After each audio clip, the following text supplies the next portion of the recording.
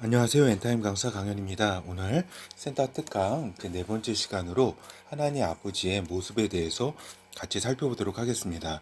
하나님 아버지의 모습, 이 모습은 우리가 크게는 이제 세 가지를 통해서 알 수가 있습니다. 하나는 하나님의 아들 예수 그리스도의 이제 모습을 통해 가지고 하나님의 아버지 모습에 대해서 우리가 알 수가 있다. 그리고 하나님 선지자들이 이제 하나님 아버지를 본 경우, 여호와 하나님을 본 경우를 통해서 우리가 알 수가 있다. 그리고 피조물, 인간에 대한 창조 기록을 통해서 인간이 이제 하나님을 닮았다라 그 저기 형상을 이렇게 본받아 가지고 이렇게 창조되었다는 창세기 기록을 통해서도 하나님 아버지의 모습에 대해서 알 수가 있다라고 하는 것입니다. 그래서 먼저 번호를 살펴보면은 하나님의 아들 예수 그리스도의 모습을 이제 그 사도 요한이 이제 요한계시록 거기에 이제 보고서 이제 요한계시록에 이제 적어 놓았다라고 하는 겁니다. 그래서 영체의 예수 그리스도의 모습을 본 기록을 사도 요한이 그 요한계시록에 적어 놓았다. 그러니까 사도 요한은 그 예수 그리스도와 함께 그 같이 그 생활한 제자 아니에요, 제자.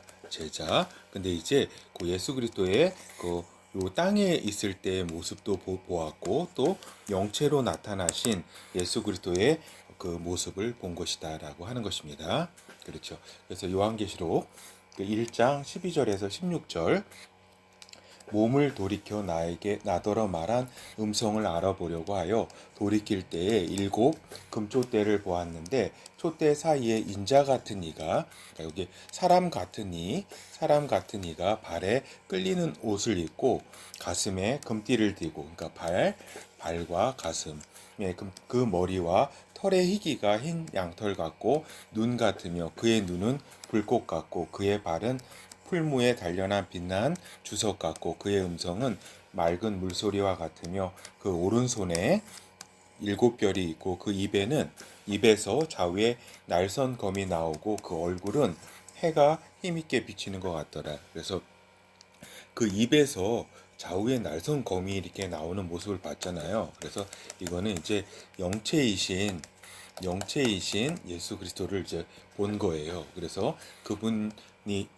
그분의 이제 그 모습이 이렇게 자세히 이렇게 표현이 되었다. 그렇죠. 그래서 우리가 하나님의 아들의 모습을 통해서 이렇게 아버지의 모습이 어떤지를 대략 이렇게 그 유추해 볼 수 있는 것이다라고 하는 겁니다. 그리고 선지자들이 본 하나님 아버지 여호와에 대해서 이렇게 기록해 놓았다. 그래서 이사야 선지자가 이렇게 기록해 놓았는데 보좌에 앉으신 하나님을 보았으나 이제 자세히 기록하지는 않았다. 오히려 그 스랍들 이제 내 생물이라고도 하죠. 내 생명체에 대한 이제 천사들에 대한 기록은 자세히 적어놨는데 하나님 아버지에 대한 기록은 이렇게 좀 희미하다라는 것입니다. 이사야서 6장 1절에서 5절 우시야 왕의 죽던 해에 내가 본즉 주께서 높이 들린 보좌에 앉으셨는데 그러니까 하나님께서 높이 들린 보좌에 앉아 계셨다. 그 옷자락은 성전에 가득하였고 스랍들은 모셔섰는데 각기 6날개가 있어 그 둘로는 그 머리를 가리웠고 그 둘로는 그 발을 가리웠고 그 둘로는 날며 서로 창화하여 가로되 거룩하다 거룩하다 거룩하다 만군의 여호와여 그 영광이 온 땅에 충만하도다.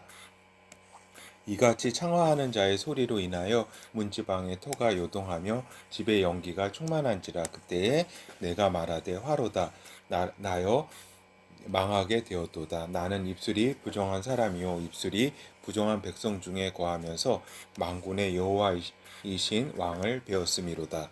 그래서 이제 그 이사야 선지자가 보좌에 앉으신 하나님을 이렇게 보았는데 자세히 이렇게 기록하지는 못했죠. 그렇죠? 두렵고 이렇게 이런 모습도 있을 거예요. 또 높이 들린 보좌에 앉았다 이렇게 그렇죠. 그리고 이제 에스겔 선지자 이제 그 사람의 모양이신 하나님 아버지시다, 여호와다라고 하는 부분을 이렇게 본 거죠. 에스겔서 1장 26절에서 28절. 그 머리 위에 있는 궁창 위에 보좌의 형상이 있는데 그 모양이 남보석 같고 그 보좌의 형상 위에 한 형상이 있어. 그러니까 보좌 위에 한 형상이 있었다. 근데 사람의 모양 같더라. 그러니까 이 그 여호와 하나님이 그 모습이 사람의 모양 같다. 이렇게 증언하고 있는 겁니다. 내가 본즉 그 허리 이상의 모양은, 그러니까 허리 위에는 단새 같아서 그 속에 주위가 불같고 그 허리 이하의 모양도 불같아서 사면으로 광채가 나며, 그러니까 광채가 너무 나서 보좌에 앉으신 그분이 이제 사람과 같은데 광채가 이렇게 너무나 낮다. 그래서 그 사면 광채의 모양은 비 오는 날 구름에 있는 무지개 같으니 이는 여호와의 영광의 형상의 모양이라. 내가 보고 곧 엎드려 그 말씀하시는 자의 음성을 들으니라. 그렇죠. 그래서 이제 이사야, 에스겔 선지자가 각각 이렇게 보았다. 그리고 이제 다니엘 선지자, 그러니까 다니엘 선지자는 이제 머리털 모습을 이제 묘사한 것이 특징입니다. 다니엘서 7장 9절에서 10절. 내가 보았는데 왕자가 놓이고 옛적부터 항상 계시니가 자정하셨는데 그 옷은 희기가 눈 같고 그 머리털은 깨끗한 양의 털 같고, 그러니까 머리털이 깨끗한 양의 털같이 하얗다, 이렇게 말씀하셨어요. 그렇죠? 이것도 아까 그 아들 예수 그리스도의 그 흰털 같은 그 양의 털 같은 그 흰 그 모습이 이렇게 같이 묘사되었다. 그 보좌는 불꽃이요 그 바퀴는 붙은 불이며 불이 강처럼 흘러 그 앞에서 나오며 그에게 수종도는 자는 천천히요 그 앞에 쉬이한 자는 만만이며 심판을 베푸는데 책들이 펴 놓였더라. 그래서 다니엘 선지자가 이렇게 그 보좌에 앉으신 심판하는 그러한 모습을 보았다. 그리고 또 다니엘 선지자는 구름을 타고 하나님 아버지 앞에 이르는 하나님 아들도 이제 기록해 놓았다. 그래서 우리가 이건 다 예전에 살펴본 겁니다. 다니엘서 7장 13절에서 14절. 내가 또 밤 이상 중에 보았는데 인자 같은 이가, 그러니까 사람 같은 이제 존재가 하늘 구름을 타고 와서 옛적부터 항상 계신 자에게 나와, 그러니까 여호와지요. 여호와께 나와 그 앞에 인도됨에 그에게, 그러니까 인자 같은 이에게 권세와 영광과 나라를 주고 모든 백성과 나라들과 각 방언하는 자로 그를 섬기게 하였으니 그 권세는 영원한 권세라. 옮기지 아니할 것이요 그 나라는 패하지 아니할 것이니라. 그래서 오늘 이제 초점은 그 인자가 됐다. 이거 이제 그 예수 그리스도죠. 예수 그리스도가 이제 그래서 이제 여호와 하나님께 승천해 가지고 가는 그런 모습도 기록해 놓았다. 그리고 이제 사도 요한이 보좌에 앉으신 이의 전체적인 모습을 이렇게 기록해 놓았다. 요한계시록에.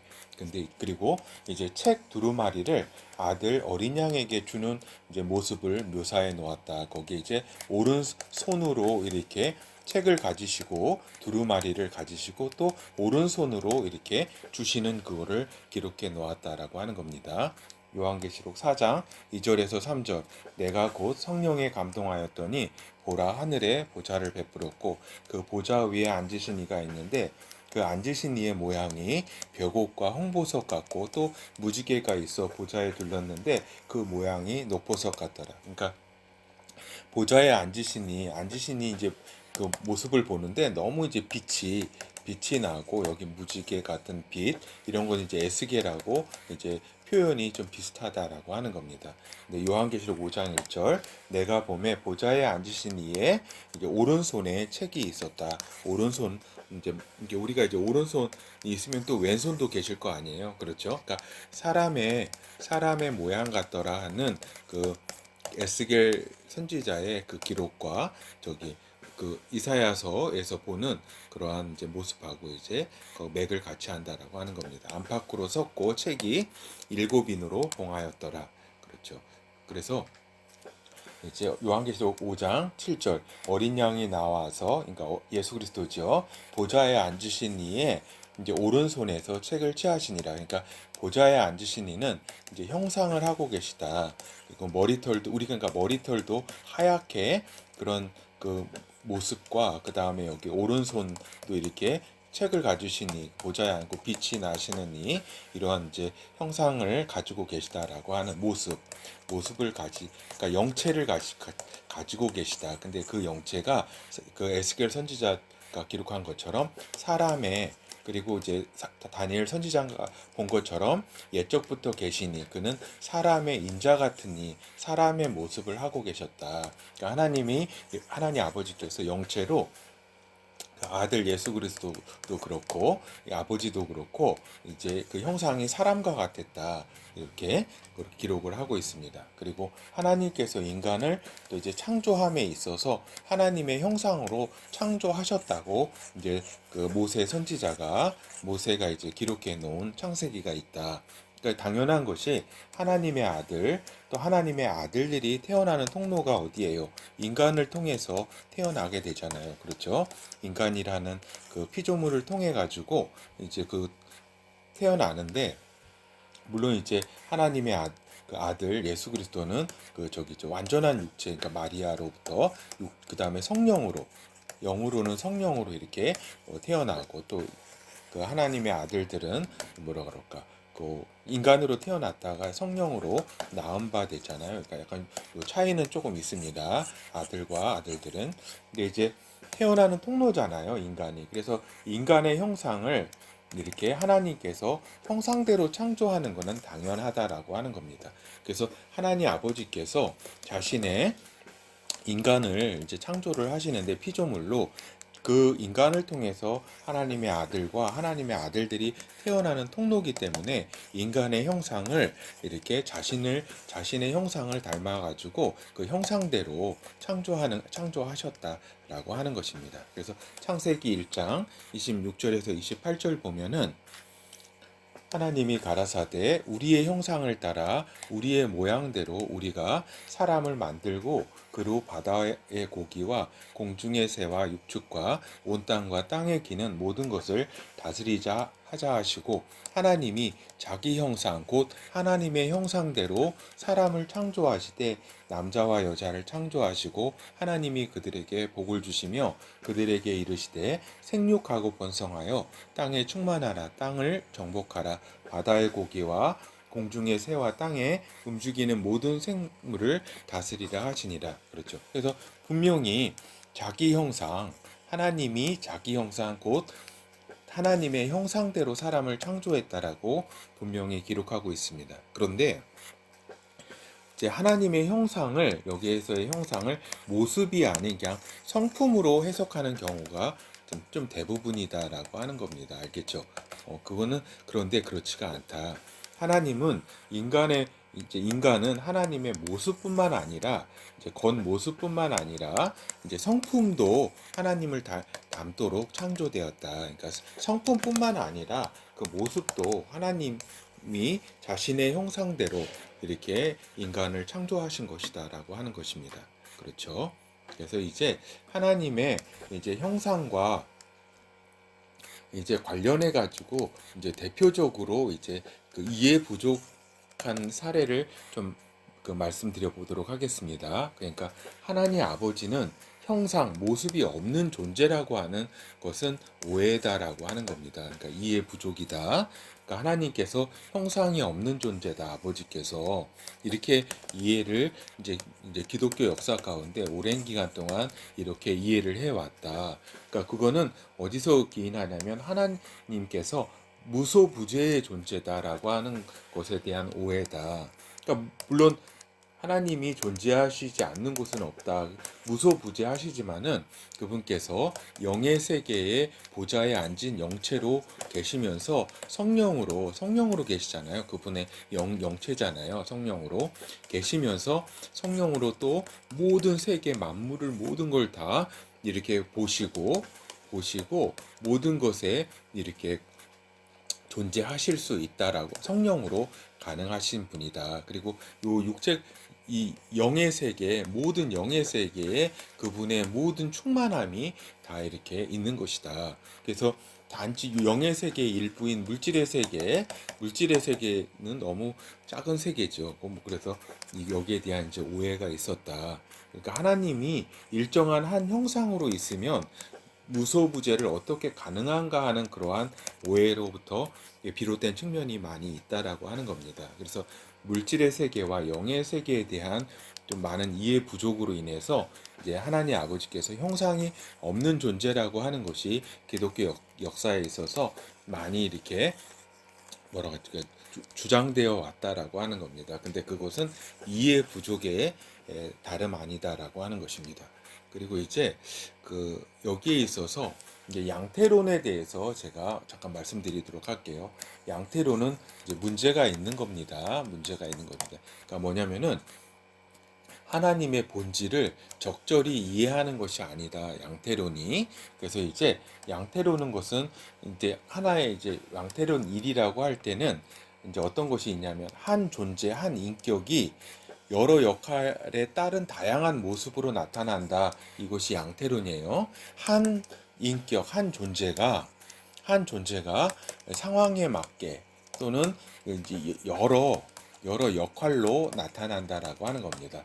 그러니까 그러니까 예를 들어 가지고 한 존재가 가정에서는 아버지, 학교에서는 선생님, 또 시골에 계신 부모님에게는 아들 등 여러 존재로 이제 여러 역할의 존재로 이름 불리었다라고 하는 이러한 이제 그 이론이 있는데 하나님을 그렇게 이해하는 것은 이해 부족이다. 그 하나님 본질에 대한 적절한 이해가 아니라는 겁니다. 그러니까 즉 한 존재, 한 인격의 하나님이 그 때에 따라서 여호와, 예수, 성령으로 이렇게 나타난다. 한 인격이 이것은 아니다라고 하는 겁니다. 이것은 아니다라고 하는 겁니다. 다시 말해서 그래서 이거는 문제가 있는 것이다라는 것을 말씀을 드립니다. 그렇죠. 그리고 이제 양태론 이제 2가 있습니다. 양태론 2가 있는데 이 양태론 2는 그 의미에 따라서 이제 그 진리 안에 속한 것이 있고 또 진리 밖에서 있는 것이 있다라고 하는 것, 잘 이해를 못하는 경우도 있다라고 하는 겁니다. 그러니까 이런 진술, 보이지 않는 하나님이 보이게 나타난 것이 예수 그리스도다라고 하는 이러한 진술의 의미가 이제 영체가 없는 하나님이 이제 보이는 존재로 나타난 것으로 이제 이해하는 것은 이제 양태론적인 이해 부족이다라고 하는 것입니다.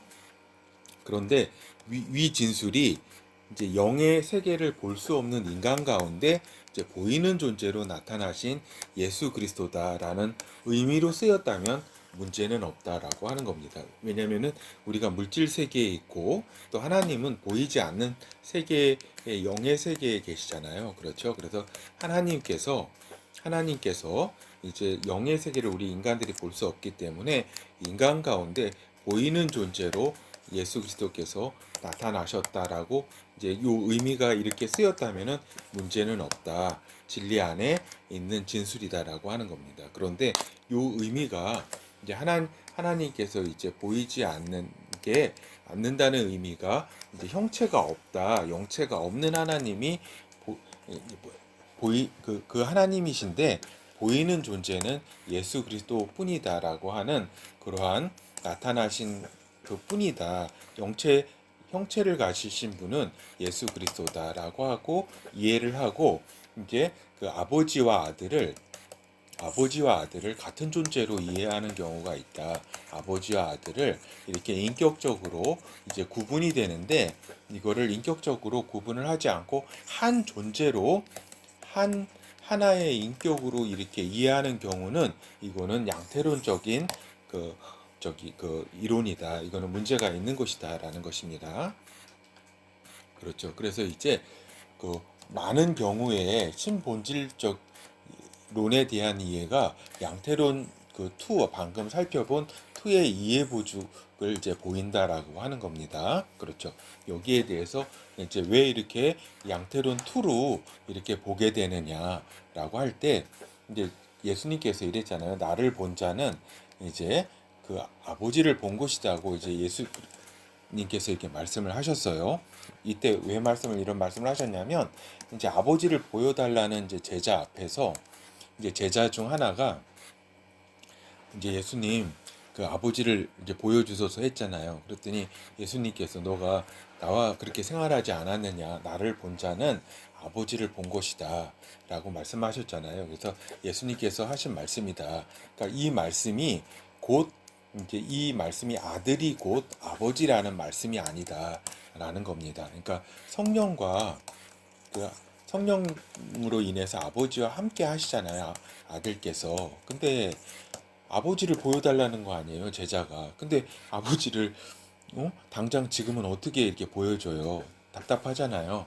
예수 그리스도께서. 그래서 나를 본 자가 곧 아버지를 본 것이다. 나는 아버지의 아들로서 하나님의 아들로서 여기에 왔다라고 하는 의미입니다. 그렇죠? 그래서 곧 이 말씀이 아들이 곧 아버지라고 하는 그러한 말씀은 아니다. 여기에 대한 오해가 없어야 되겠다고 하는 겁니다. 그리고 이제 요한일서 4장 12절에 13절 어느 때나 하나님을 본 사람이 없으되 만일 우리가 서로 사랑하면 하나님이 우리 안에 거하시고 그의 사랑이 우리 안에 온전히 거하느니라. 그의 성령을 우리에게 주심으로 우리가 그 안에 거하고 그가 우리 안에 거하시는 줄을 아느니라. 그렇죠. 근데 여기에서 이제 그 어느 때나 하나님을 본 사람이 없다라는 이 구절을 계속 이야기하면서 하나님 아버지께서 어떤 그 형체 어떤 모습으로 존재하지 않는다라는 걸 주장하는 이제 경우가 많이 있다. 이것이 이 말씀이 이제 우리가 인간이 하나님을 볼 수가 없다. 그러니까 물질의 세계 속에서 영의 세계를 볼 수 없기 때문에 이 의미이지. 그리고 하나님께서 우리 안에 성령으로 오셔서 우리와 함께 거하신다라고 하는 이러한 의미이지. 이 의미가 우리 그 아버지께서 하나님께서 형체나 모습을 가지고 있지 않다라고 하는 의미는 아니다라고 하는 겁니다. 그렇죠. 그래서 다시 말씀드리지만 하나님이 성령으로 우리 안에 있음을 강조하기 위해 쓰였다는 겁니다. 여기서 하나님이라는 거는 이제 아버지 그리고 또 하나님의 아들이 이제 성령. 그게 성령의 하나님 아버지와 아들의 영이잖아요. 그 성령으로 우리 안에 있음을 강조하기 위해서 이렇게 쓰였다. 즉 보이지 않는 하나님이 우리 안에 거하셔서 온전히 사랑을 이루는 것에 초점을 맞춰서 사도 요한이 이제 말씀하신 것이다. 원래 재존재 인간이 하나님을 볼 수도 다가갈 수도 없다. 그러나 이제 십자가로 우리 죄를 구속하시고 성령으로 우리 안에 오신 하나님이시다. 하나님 아버지와 아들이 우리 안에 성령으로 와 계신 것이다라고 하는 겁니다. 그리고 이제 디모데전서 6장 15절에서 16절 기약이 이르면 하나님이 그의 나타내심을 보이시리니 하나님은 복되시고 홀로 한 분이신 능하신 자시며 만왕의 왕이시며 만주의 주시오 오직 그에게만 죽지 아니함이 있고 가까이 가지 못할 빛에 거하시고 아무 사람도 보지 못하였고 또 볼 수 없는 자신이 그에게 존귀와 영광과 능력을 돌릴지어다. 아멘. 그래서 여기 사도 바울이 디모데전서에서 기록한 것도 그 하나님께서는 우리가 가까이 가지 못할 빛에 거하실 정도로 아주 거룩하신 분이다. 그리고 아무 사람도 보지 못하고 볼 수 없는 자다. 그만큼 그는 존귀와 영광의 하나님이시다라는 것을 이제 강조한 것이죠. 그러니까 존재하시는 차원이 다르고 인간이 가까이 가지 못할 정도로 거룩한 점을 강조하기 위한 것이다. 그것을 말씀하신 것이지 모습이 없는 존재를 말하는 것이 아니다라고 하는 것입니다. 이 표현이 아무 사람도 보지 못하였다는 표현이 이제 하나님께서 영체를 가지지 아니하신다는 그 표현이 아니다는 겁니다. 그렇죠. 그리고 이제 구약의 여호와의 강림 또 아들의 강림 등이 구별 없이 이제 쓰였잖아요. 구약의 여호와께서 강림하신다고 하는 그 표현되어 있지만 사실은 또 그 예수 그리스도 아들께서 강림하심으로써 이 구약의 말씀을 이루는 거 아니에요, 그죠? 근데 이제 여호와 하나님 아버지와 예수 하나님의 아들이 구별되지 않는 인격으로 오해해서는 안 된다라고 하는 겁니다. 그렇죠? 그래서 그 하나님의 아버지 그리고 하나님 아버지와 하나님 아들과 함께 살게 될 새 예루살렘 성에서는 아버지와 아들의 모습을 볼 수 있는 영의 세계다. 그리고 아무나 그렇지만은 이제 아무나 아버지와 아들 보좌에 나아갈 수 있는 건 아니다라고 하는 겁니다. 그렇죠. 그러니까 여기에 우리가 왕에게 왕 보좌에 아무나 이렇게 나아가지는 못해요. 그러니까 어떤 뵙거나 할 때는 수준이 있게 있거나 이렇게 있을 경우에 나아가서 이렇게 보게 되는 거죠. 그렇죠. 또 그렇지만은 왕 아버지와 아들이 이렇게 또 이렇게 여기 보좌에서 이렇게 많은 또 어떤 존재들을 만날 수 있고 또 이렇게 또 밖에 그 다른 데서 이렇게 다 만날 수 있는 거죠. 이제 요한계시록 22장 3절에서 4절 다시 저주가 없으며 하나님과 그 어린 양의 보좌가 그 가운데 있으리니 그의 종들이 그를 섬기며 그의 얼굴을 볼 터이요 그의 이름도 저희 이마에 있으리라. 그래서 하나님 아버지와 그 어린 양 예수 그리스도의 보좌가 새 예루살렘 성 가운데 있다. 그리고 그분의 얼굴을 하나님 아버지와 어린 양의 얼굴을 우리가 이제 볼 수 있다라고 하는 겁니다. 알겠죠? 그래서 이제 결어를 살펴보도록 하겠습니다. 그래서 이제 하나님 아버지와 하나님 아들께서는 성령으로 하나이시다라고 하는 겁니다. 성령으로 아버지께서 낳았잖아요, 아들을. 그래서 성령 안에서 분리되지 아니한 존재다라고 하는 겁니다. 그렇지만은 영체와 인격으로 구분이 된다. 그래서 아버지의 이제 영체가 계시고 또 아들의 이제 영체로 이렇게 영체가 계시다. 또 인격도 아버지의 인격과 아들의 인격이 구분이 된다라고 하는 겁니다. 알겠죠? 이건 제가 많이 말씀드렸습니다. 그렇죠? 근데 이제 아버지와 아들이 구분되지 않는 그 인격과 그 구분되지 않는 양태론 2는 신본질론에 있어서 그 이해 부족에 해당한다. 그러니까 하나님 아버지를 이제 무소, 잘못 썼네요. 무소, 부재한 이제 존재로 이제 형체, 모습, 형상이 없는 존재로 이제 이해하고 있다. 이러한 것은 이제 그 이해 부족에서 온 것이다. 신 본질론에 있어서 이제 문제가 있는 것이다라는 것을 말씀을 드립니다. 그렇죠. 그래서 하나님 아버지께서는 하늘 보좌에 앉아 계시고 또 그 오른편 보좌에 아들께서 앉아 계시다라고 하는 말씀을 드립니다. 그래서 이제 기독교 이제 많은 경우에 있어서 이 양태론 2 아버지에 대해서 이제 아버지는 이제 형체의 모습이 없고 이제 그것이 나타난 것이 이렇게 하나님의 모습이 나타난 것이 이제 예수 그리스도 아들이다라고 하는 그래서 아들과 이제 아버지가 사실상 이제 표현은 안 하지만 같은 아버지와 아들을 이제 같은 이제 인격으로 또 그런 그 모습으로 이렇게 보는 경우가 있는데 이거는 이제 그 아니다라는 말씀을 드립니다. 성령으로 하나이신 존재인데 이제 아버지와 아들은 분리할 수는 없는 존재인데 영체와 인격에서는 구분이 되는 존재라고 제가 여러 번 말씀드렸기 때문에 이제 요 독자분들은 쭉 들으신 분들은 이해하실 겁니다. 그리고 아까 우리 이사야서, 에스겔서, 다니엘 그리고 사도 요한이 이렇게 또 본 그러한 하나님 아버지의 그 모세도 또 이렇게 말씀하셨고 그래서 그렇게 그 아버지의 모습에 대해서 우리가 오늘 살펴보았습니다. 감사합니다.